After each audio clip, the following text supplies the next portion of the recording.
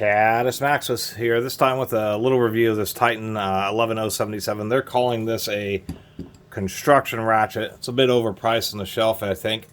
25 bucks. And the reason I say that is it just uses a real basic swing pawl design, which is not the most robust design. Swing pawls are cheap. Proto came out with them 75 years ago or more. And it's even debatable if Proto who really invented them, but they certainly popularized them. I'll open this up, but the issue with swing pawl ratchets is they generally have light back drag and are fairly reliable, but ultimately when they fail, there's just not enough surface area associated with the pawl, and it ends up the teeth strip on the actual anvil itself. That's why I've always kind of been fond of a variety of other ratchet pawl designs and never really liked the swing pawl just because it is a cheaper design. They're advertising this as a construction or otherwise known as a Spud ratchet. The whole idea, anyway, I'll finish also known as a Spud ratchet. Got a little lost there. This is a small 3/8 one. Generally, I'm not going to recommend this tool. I bought it just to make a video about it because I make videos about tools. But for like less than 35 bucks, you can get a Calvan, which is a 1/2 inch by 3/8, which has a much more robust design than this Titan.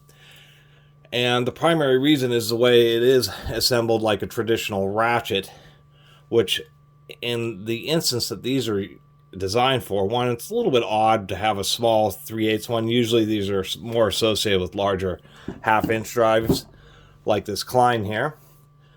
But it has a strange handle, as you can see. This is an alignment handle. So the idea is that you would pop on a socket. The detent is actually kind of soft on this too.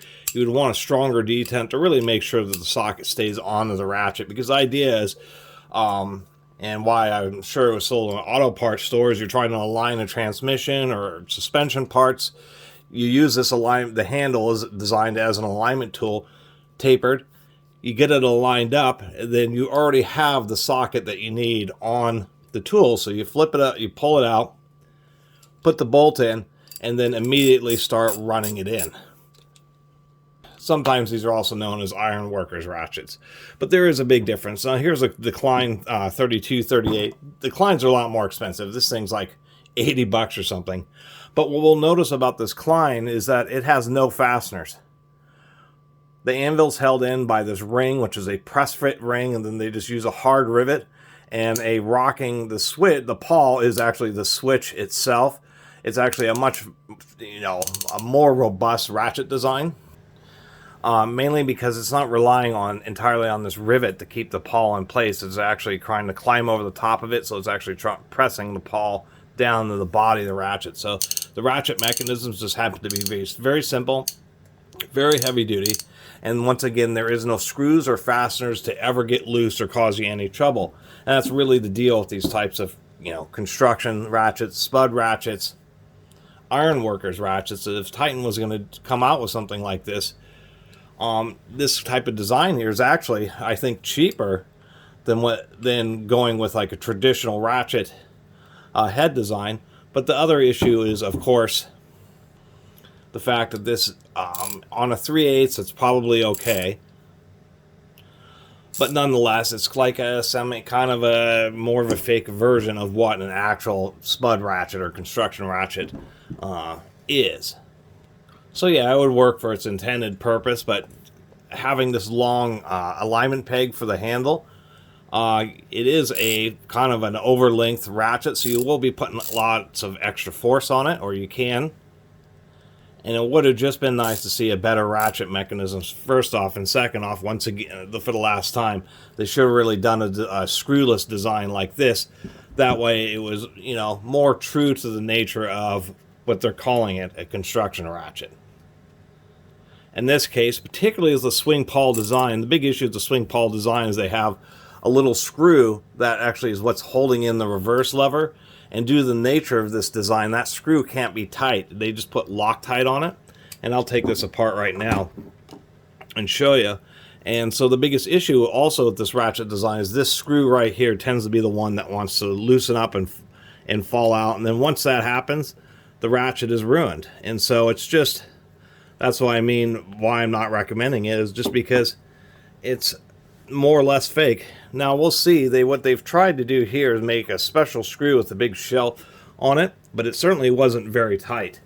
We'll see if I can really torque down on it and get that screw to stay in place. That may have been like their one little bit of mitigation that they did to try to keep it held together. But generally speaking, these types of ratchets are designed to they're not supposed to use them as hammers, but they can definitely be used as hammers. Supposed to be used in dirty, heavy-duty environments, being dropped, and just not have any issues whatsoever with them. We see they use a little shim washer to try to take up some of the slack so the anvil doesn't have as much play in it. If we look at those pawls, they are 4-tooth pawls instead of what's really common is 3-tooth, so that's at least a little better. Of course, it's absolutely bone dry in there. But as you can see, this design, that's why it ends up being the pawls that fail. Like this is a 72 tooth, so you do, even though you have 4 teeth, it's just 4 little teeth over a short little area.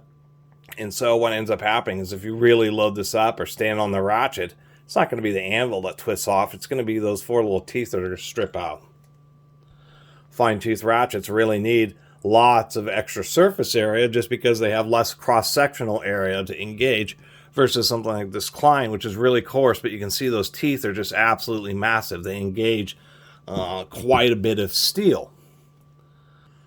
So I'm going to put a little lube and put this back together. I will say because of that design of that screw and it had enough space, I was able to torque it down pretty tight as you could for a T9. And the switch still works. So many of these ratchets, like on the Pittsburghs, you over tighten that screw and the reverse lever locks up. That's like the only good thing. That, and because they put in a shim washer, a bit of anvil play, but it's not too bad. But other than that, it's just the wrong type of design for a tool like this, for a Spud ratchet. Spud ratchets really need to have a screwless design because they really take a beating and like to fall apart. And the fact that it's a swing pawl ratchet with just pretty small amount of engagement. And the fact that for these types of ratchets, 72 teeth is just totally meaningless. You could easily have a 36 tooth, it would be just as good. And then you'd have just much thicker, more robust, heavy-duty teeth. And they could have easily fixed that by having the swing pawls be wider, maybe be 8-tooth swing pawls or something like that. Anyway, I think it's just overpriced for what it is, considering that once again you can get like a Calvan or a Cowhawk, I forget the name, a Cal something, on Amazon. It was like $33 for one that's much better. And so, to tell you the truth, I would pass up on this unless you really just like the idea of having a smaller 3/8 alignment ratchet like this. Anyway, I really appreciate everybody's been watching and subscribing, and if you haven't subscribed, please do. Until next time, Catus Maximus out.